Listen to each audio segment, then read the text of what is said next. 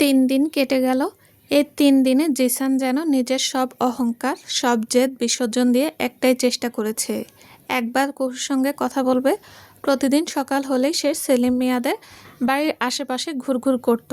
কখনো দূর থেকে বাড়িটার দিকে তাকিয়ে থাকতো, কখনো গেটের সামনে দাঁড়িয়ে ঘন্টার পর ঘন্টা অপেক্ষা করত যদি একবার কুহুকে দেখা যায়। কিন্তু কুহু যেন নিজেরকে তার নাগালের বহু বাইরে সরিয়ে রেখেছে। কখনো পর্দার আড়াল থেকে তাকে দেখেছে, আবার পর মুহূর্তে সরে গেছে। কখনো বাড়ি থেকে বের হলেও এমনভাবে পথ বদলেছে সে যেন জিসান বলে পৃথিবীতে কেউ নেই। একদিন সাহস করে পথ আগলে দাঁড়িয়ে বলেছিল, কুহু, শুধু 5 মিনিট। আমি আর কিছু চাই না, তোমার সঙ্গে 5 মিনিট কথা বলবো। কুহু একবারও তার দিকে তাকায়নি, ধীর পায়ে পাশ কাটিয়ে চলে গিয়েছিল। আরেকদিন পদ্মার পাড়ে দাঁড়িয়ে অনেক দূর থেকে ডেকেছিল, কাছে যাওয়ার সাহস হয়নি করেনি। কুহুজান ডাক্তার বাতাসে মিলিয়ে গিয়েছিল। কুহু শুনেছিল, তবু ফিরে তাকায়নি। শেষ দিনটায় জিসান ভেবেছিল হয়তো আজ ভাগ্য বদলাবে। হাতে একটা ছোট্ট চকলেট প্যাকেট নিয়ে এসেছিল। পথ শিশুদের দিয়ে বলেছিল, দিদিকে বলবে জিসান এসেছে, শুধু একবার দেখা করতে চায়। বাচ্চারা দৌড়ে গিয়ে আবার ফিরে এলো। দিদি বলেছে উনি ব্যস্ত। একটি মাত্র বাক্য, তবু সেই বাক্যের ভার যেন পাহাড় সম। জিসান আর জোর করলো না, সে বুঝে গেল কুহু শুধু তাকে এড়িয়ে যাচ্ছে না, নিজের জীবন থেকে চিরতরের জন্য মুছে ফেলেছে।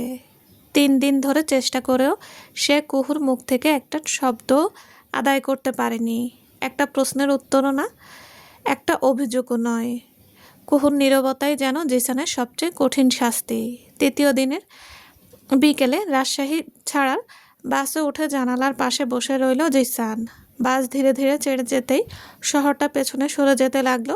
জিসান শেষবারের মতো জানালার বাইরে তাকিয়ে মনে মনে বলল, তোমাকে ফিরিয়ে নিতে এসেছিলাম কুহু, অথচ ফিরলাম একা। হয়তো এটাই আমার প্রাপ্য। কিছু ভুলের ক্ষমা হয়, আবার কিছু ভুলের শাস্তি সারা জীবন বয়ে বেড়াতে হয়। বাসায় ফিরতে ফিরতে রাত বেশ গড়িয়ে গেছে। দরজার সামনে দাঁড়িয়ে কয়েক সেকেন্ড থমকে রইল জিসান। শরীরটা ভীষণ ক্লান্ত, অথচ মনের ক্লান্তিটা যেন তার চেয়েও ভারী। দরজাটা খুলে ভেতরে ঢুকতেই তরি ছুটে এলো। এতক্ষণ যেন অপেক্ষাতেই ছিল। জিসানের মুখের দিকে তাকিয়ে একের পর এক প্রশ্ন ছুড়ে দিল। এত দেরি হলো কেন? ফোন ধরছিলে না কেন? কোথায় ছিলে এতদিন? কাজটা কি এমন ছিল যে 3টা দিন লাগিয়ে দিলে? কক্সবাজারে ছিলে? অফিসের কেউ কি সঙ্গে গিয়েছিল? রিমিও কি গিয়েছিল? জিসান জুতোর ফিতা খুলতে খুলতে বিরক্ত চোখে তাকালো। তরি একসঙ্গে এতগুলো প্রশ্ন করো না, মাথাটা এমনিতেই ধরেছে। তরি থামল না। আমি একটা একটা করে জিজ্ঞেস করছি, তুমি উত্তর দাও। রিমি মেয়েটাও গিয়েছিল তাই না? জিসান আর কোনো উত্তর দিল না। ব্যাগটা এক পাশে রেখে সোফায় বসে পড়ল। তরি তার সামনে এসে দাঁড়ালো। চুপ করে আছো কেন? রিমি গিয়েছিল? না। তাহলে? তরি প্লিজ, আজ এসব নিয়ে কথা বলতে ইচ্ছে করছে না। তোমার কখনো ইচ্ছে করে না। যখনই আমি কিছু জানতে চাই তখনই তোমার মাথা ধরে শরীর খারাপ হয়, কথা বলতে ইচ্ছে করে না, অথচ বাইরে সবার সঙ্গে গল্প করতে তোমার কোনো ক্লান্তি নেই। জিসান ধীরে ধীরে মাথা তুলে তাকালো। আবার শুরু করো না। আমি শুরু করছি। 3 দিন পর বাসায় ফিরছ। তোমার বউ হিসেবে এতটুকু জানতে চাওয়ার অধিকারও কি আমার নেই? তুমি কোথায় ছিলে? জিসান কিছুক্ষণ চুপ করে থেকে ঠান্ডা গলায় বলল, কাজ ছিল তাই গিয়েছিলাম। কাজ? হ্যাঁ। রিমি ছিল না? প্রশ্নটা এবার জিসানের ধৈর্যের শেষ সীমানায় গিয়ে আঘাত করলো। হ্যাঁ, রিমিকে নিয়েই কক্সবাজার ঘুরতে গিয়েছিলাম। এবার শান্তি পেয়েছো? কথাটা শুনে তরি কয়েক মুহূর্ত নিশ্চুপ হয়ে রইল। মনে হলো জিসান ইচ্ছে করে তার বুকের ভেতর আগুন ধরিয়ে দিচ্ছে। তুমি সত্যি রিমিকে নিয়ে কক্সবাজার গিয়েছিলে? জিসান এবার আর উত্তর দিল না। তরির চোখে মুখে ক্রোধ জমতে শুরু করলো। আমি জানতাম কিছু একটা হয়েছে। তোমার চোখ মুখ দেখলেই বুঝতে পারি। তুমি কিছু লুকাচ্ছ? জিসান বিরক্ত হয়ে বলল, যা মনে হয় মনে করো। আমার এখন এসব নিয়ে তর্ক করার শক্তি নেই। তর্ক তো তুমি করছো না জিসান, তুমি আমাকে পাগল বানিয়ে দিচ্ছ। দিনের পর দিন একটা মেয়ের সঙ্গে এত কথা, অফিস শেষে তার সঙ্গে বসে থাকা, আর এখন 3 দিন কোথায় ছিলে তারও ঠিকঠাক উত্তর নেই। তোরে থামো। থামবো কেন? আমি কুহু নেই যে সব কিছু চুপচাপ সহ্য করে তোমার দিকে তাকিয়ে থাকবো। কথাটা শুনে জিসানের মুখ মুহূর্তেই শক্ত হয়ে গেল। কুহুর নামটা যেন তার বুকের বহু পুরনো ক্ষতটাকে আচমকা নখ দিয়ে আশ্রয় দিল। কিছুক্ষণ দুজনের মাঝে নিস্তব্ধতা নেমে এলো। তরিও বুঝতে পারলো কথাটা কোথায় গিয়ে আঘাত করেছে, কিন্তু এবারও তার কণ্ঠ নরম হলো না। তুমি যতই লুকাও আমি বুঝি, তোমার চোখে এখনো ওই মেয়েটা আছে। জিসান ধীরে ধীরে উঠে দাঁড়ালো। তরি, আজ আর একটা কথাও বলো না। সত্যি বলছি, আজ আমার ভেতরে আর কিছু সহ্য করার ক্ষমতা নেই। তাহলে আমার কি হবে? আমি কি তোমার বউ নই? তোমার আমার ভয়, আমার সন্দেহ, আমার কষ্ট, এর কোনো মূল্য নেই? জিসান কোনো উত্তর দিল না, শুধু ক্লান্ত পায়ে নিজের ঘরের দিকে চলে গেল। পেছনে দাঁড়িয়ে রইল তরি। তার বুকের ভেতর তখন একটাই ভয় শক্ত হয়ে বসেছে। জিসান কি সত্যি তার কাছে আছে, নাকি শরীরটা শুধু এই ঘরে ফিরে এসেছে, মনটা অন্য কোথাও রেখে? দু হাতে মাথাটা চেপে ধরল তরি। এসব আর ভাবতে পারছে না সে। যতবার নিজেকে বোঝাতে চায় ততবার নতুন নতুন প্রশ্ন এসে মাথায় আর ভেতর ভিড় করে। আজকাল মাথাটাও কেমন সারাক্ষণ জ্বালা করে। সামান্য কিছু হলেই কপালের দুপাশ টনটন করে ব্যথা শুরু হয়। এই ভয়টা তাকে ভেতর থেকে ধীরে ধীরে পুড়িয়ে দিচ্ছে। জিসানকে হারানোর ভয়, অন্য কারো কাছে জিসানকে হারানোর ভয়, আর সবচেয়ে বড় ভয়, একদিন যদি সত্যি জিসান তার দিকে তাকিয়ে বলে সে আর এই সংসার করতে চায় না। ভাবনাটা আসতেই বুকটা কেঁপে উঠল তরির। সে বিছানায় গিয়ে শুয়ে পড়ল, চোখ বন্ধ করলো, কিন্তু ঘুম এলো না। এক পাশ থেকে আরেক পাশ ফিরতে লাগলো। কখনো বালিশে মুখ গুজে রাখলো, কখনো ছাদের দিকে তাকিয়ে রইল। রাত যত গভীর হলো তত ভেতরের অস্থিরতাটাও যেন তত বাড়তে লাগলো। এক সময় আর নিজেকে সামলাতে পারলো না, বালিশে মুখ চাপড়ে দিয়ে ফুপিয়ে কেঁদে উঠল। কান্নার শব্দ যেন নিজের কাছেই লুকিয়ে রাখতে চাইছে। জিসান যেন না শোনে। সে জানে না এ কান্না শুনলে জিসান বিরক্ত হবে, নাকি একবার ফিরে এসে তার মাথায় হাত রাখবে। কিছুক্ষণ পর বিছানা ছেড়ে উঠে দাঁড়ালো তরি। অন্ধকার ঘরের ড্রেসিং টেবিলের সামনে গিয়ে বাতিটা জ্বালালো। আয়নার সামনে দাঁড়িয়ে নিজের মুখের দিকে তাকিয়ে রইল। কয়েক মুহূর্ত পর ঠোঁট কেঁপে উঠল। ইস, আমি কি হয়ে গেছি? আঙ্গুল দিয়ে নিজের চোখের নিচের কালি দেখল। কালচে হয়ে গেছে। চোখ দুটো ও আগের মতো উজ্জ্বল নেই। গায়ের রং যেন মলিন হয়ে এসেছে। গাল দুটো কেমন চাপা দেখাচ্ছে। চুলগুলো এলোমেলো, যত্নহীন। একসময় এই আয়নার সামনে দাঁড়ালে নিজেকে দেখে মুগ্ধ হতো তরি। সাজতে ভালো লাগতো, চুল ঠিক করতে ভালো লাগতো, নতুন শাড়ি পরলে বারবার আয়নার নিজেকে দেখতো। আজ আয়নাটাই যেন তাকে তার হারিয়ে যাওয়া দিনগুলো হিসাব দিচ্ছে। সময় কি মানুষকে এত তাড়াতাড়ি ফুরিয়ে দেয়? চোখের কোণে পানি জমলো। বয়সী বা কত আমার? 25 তো পেরোয়নি। এর মধ্যেই এমন দেখাচ্ছে কেন? হাত দিয়ে গালটা ছুঁয়ে দেখল সে। এত তাড়াতাড়ি ক্লান্ত হয়ে গেলে চলবে? প্রশ্নটা নিজের কাছেই করলো তরি, কিন্তু উত্তর এলো না। সংসার তো সবে শুরু করেছে, অথচ মনে হচ্ছে কত যুগ ধরে যেন একটা ভার কাঁধে বয়ে বেড়াচ্ছে। স্বামীকে ধরে রাখার যুদ্ধ, তাকে হারানোর আশঙ্কা, সব মিলিয়ে এখন যে মেয়েটার নিজের ভেতরের থেকে ক্লান্ত হয়ে পড়েছে সে নিজেও জানে না। আয়নার সামনে দাঁড়িয়ে খুব আস্তে বলল, আমি কি সত্যি এতটা বদলে গেছি? আয়নার মেয়েটা কোনো উত্তর দিল না, শুধু দুটো ক্লান্ত চোখ নিয়ে চুপ করে তাকিয়ে রইল তার দিকে। তরি চোখ মুছে নিল। হঠাৎ মনে হলো সে নিজের সৌন্দর্য হারানোর জন্য যতটা কাঁদছে তার চেয়েও বেশি কাঁদছে নিজের ভেতরের সেই প্রাণবন্ত মেয়েটাকে হারিয়ে ফেলার জন্য।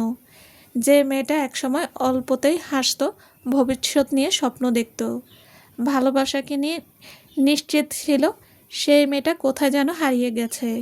বিছানায় ফিরে এসে আবার শুয়ে পড়ল তরি। চোখ বন্ধ করেও ঘুম এলো না। সারা রাত কখনো ফুপিয়ে কাঁদল, কখনো চুপচাপ ছাদের দিকে তাকিয়ে রইল। ভোরের দিকে চোখ দুটো ভার হয়ে এলেও ঘুম তাকে পুরোপুরি গ্রাস করতে পারল না। জানালার ফাঁক দিয়ে যখন ভোরের আলো ঘরে ঢুকলো, তরি তখনও জেগে। এক রাতেই যেন আরও কয়েকটা বছর তার মুখে এসে পড়েছে। 1 বছর কেটে গেছে, সময়ের সঙ্গে অনেক কিছু বদলে গেছে, অথচ একটি বিষয় বদলায়নি। শাহরিয়ার আরওয়াজ এখনও কুহুর পিছু ছাড়েনি। গত 1 বছরে কতবার যে সে কুহুকে বিয়ের কথা বলেছে তার হিসাব হয়তো শাহরিয়ার নিজেও ভুলে গেছে। কখনো হাসতে হাসতে, কখনো একেবারে গম্ভীর হয়ে, কখনো আবার কুহুর সামনে বসে ঘন্টার পর ঘন্টা নিজের মনের কথা বলেছে। কুহু প্রতিবারই একই রকম নির্বিকার থেকেছে। তার কাছে ভালোবাসা শব্দটাই যেন বহু আগে অর্থহীন হয়েছে। সেদিন বিকেলে পদ্মার পাড় থেকে ফিরে কুহু যখন নিজের রং তুলি গুছিয়ে রাখছিল, তখন সেলিম মিয়া হঠাৎ তার ঘরে এসে বসলেন। মেয়ের দিকে কিছুক্ষণ তাকিয়ে থেকে ধীর গলায় বললেন, কাল তোমাকে দেখতে আসবে কুহুজান। কুহুর হাত থেমে গেল। আবার? হ্যাঁ, এবার আর আমি কোনো কথা শুনবো না। ছেলে ভালো, পরিবারও ভালো, তোমাকে পছন্দ হলে কালই বিয়ে দিয়ে দেব। কুহু সঙ্গে সঙ্গে মাথা নাড়ল। আপু, আমি বিয়ে করব না। এভাবে আর কতদিন চলবে? যতদিন বাঁচি। সেলিম মিয়া দীর্ঘশ্বাস ফেললেন। জীবনটা কি শুধু একা একা কাটানোর জন্যই পেয়েছিস? আমরা তো চিরদিন থাকবো না। আজ আছি, কাল নেই। তুই তখন কার কাছে ফিরবি? কুহু কোনো উত্তর দিল না। সেলিম মিয়ার কণ্ঠ এবার ভারী হয়ে উঠল। তোর আম্মু আর আমি তোকে নিয়ে বাঁচি কুহুজান, কিন্তু আমাদেরও বয়স হচ্ছে। তুই যদি নিজের জন্য একটা মানুষকে বেছে নিতে না পারিস, অন্তত আমাদের কথা ভাব। আমি কাউকে বিশ্বাস করতে পারি না আব্বু, সব মানুষ জিশান না। কথাটা শুনে কুহুর বুকের ভেতরটা কেঁপে উঠল। সেলিম মিয়া মেয়ের হাতটা নিজের হাতে নিয়ে বললেন, একজনের ভুলের শাস্তি আরেকজনকে দিস না। তোর জীবনে যা হয়েছে সেটা আমরা ভুলতে পারবো না, তাই বলে সারা জীবন সেই একটা দিনে আটকে থাকবি? কুহু চোখ নামানো। আমি পারবো না। সেলিম মিয়া দৃঢ়তা বললেন, তাহলে আমার একটা কথাও শুনবি না? আমি আর পারছি না কুহুজান, তোকে এভাবে একা দেখে বুকটা ফেটে যায়। তুই যদি বিয়ে না করিস তাহলে আমার বেঁচে থেকে কি লাভ? আমি নিজেই। কুহু আঁতকে উঠে বাবার মুখের দিকে তাকালো। আব্বু, এসব কথা বলবে না, তাহলে আমার কথা রাখ। দীর্ঘ সময় নীরব থাকার পর কুহু চোখের পানি মুছে ফেলল। বাবার মুখের দিকে তাকিয়ে খুব আস্তে মাথা নেড়ে বলল, ঠিক আছে, তোমার ইচ্ছাটাই রাখবো। সেলিম মিয়ার চোখ ভিজে উঠল। মেয়ের মাথায় হাত রেখে বললেন, আল্লাহ তোকে সুখী করুক মা। কুহু কোনো উত্তর দিল না, শুধু জানালার বাইরে তাকিয়ে রইল। মনে হলো নিজের জীবনের একটা দরজা সে নিজের ইচ্ছায় নয়, বাবার চোখের পানির কাছে হার মেনে বন্ধ করে দিল। পরের দিন খুব সকাল পর্দার পাড়ের দিকে রওনা হলো কুহু। আজ আর আঁকাআঁকি করতে যাচ্ছে না। পর্দার পাড়ে যাওয়াটা আর পথটাও কেমন অচেনা লাগছিল আজ। 1 বছর ধরে এই জায়গাটায় তো তার আশ্রয়। কত কান্না, কত অভিমান, কত নিঃসঙ্গ দুপুর এই নদীর পাড়ে বসে কাটিয়েছে সে। আর এই বাচ্চাগুলো, ওরা তো তার জীবনের একটা অংশ হয়ে গেছে। দূর থেকে তাকে দেখতে পেয়ে কয়েকজন ছুটে এলো। আপু, কুহু দিদি, কুহু দিদি, আজ এত দেরি করলা কেন? কুহু ঠোঁটের মৃদু হাসি ফুটল। সে একে একে সবার মাথায় হাত বুলিয়ে দিল। মুনিয়া ছুটে এসে তার হাত ধরে বসে পড়ল। কুহু চারপাশে তাকালো। পদ্মার বাতাস, নদীর ঢেউ, বটগাছটা, ছড়িয়ে ছিটিয়ে থাকা বাচ্চাগুলো, সব কিছুই আজ কেমন অদ্ভুত আপন লাগছে। কিছুক্ষণ পর কুহু নিচু হয়ে রাহিনের মাথায় হাত রেখে বলল, রাহিন, আজ তোমাদের সঙ্গে একটা কথা বলতে এসেছি। কি কথা দিদি? কুহু কিছুক্ষণ চুপ করে থাকলো, তারপর মৃদুস্বরে বলল, আজ হয়তো তোমাদের কুহু দিদির সঙ্গে শেষ দেখা। তুমি সবার বড় রাহিন, বাকিদের খেয়াল রেখো, এই দায়িত্ব আমি তোমাকে দিয়ে গেলাম। বাচ্চাগুলো একসঙ্গে চুপ হয়ে গেল। মুনিয়া অবাক চোখে তাকিয়ে বলল, কেন দিদি, তুমি কোথায় যাবে? কুহু হাসার চেষ্টা করলো, হয়তো আর এখানে আসা হবে না। তুমি কি অন্য কোথাও চলে যাবে? হয়তো আমাদের পড়াবে না? প্রশ্নটা শুনে কুহুর বুকটা মোচড় দিয়ে উঠল। সে মুনিয়াকে কাছে টেনে নিল। তোমরা নিজেরাই পড়বে, আর কেউ না পারলে একে অন্যকে শেখাবে, ঠিক আছে? রাহিন কৌতূহলী চোখে প্রশ্ন করল, দিদি তোমার কি হয়েছে? কুহু কিছুক্ষণ নদীর দিকে তাকিয়ে খুব ধীরে বলল, আজ দিদির বিয়ে হয়ে যেতে পারে। কথাটা শুনে বাচ্চাগুলো মুখ একসঙ্গে মলিন হয়ে গেল। তুমি বিয়ে করলে আমাদের কাছে আর আসবে না? কুহু এবার উত্তর দিতে পারল না। চোখের কোণে জমে থাকা পানিটুকু আড়াল করতে মুখ ফিরিয়ে নিল। একটা ছোট্ট হাত এসে তার হাত ধরে ফেলল। ম্যাডাম, তুমি যেও না। কুহু চোখ বন্ধ করল। এই শিশুদের কাছে সে শুধু একজন আকার দিদি ছিল না, তাদের কাছে ছিল নিরাপদ একটা মানুষ।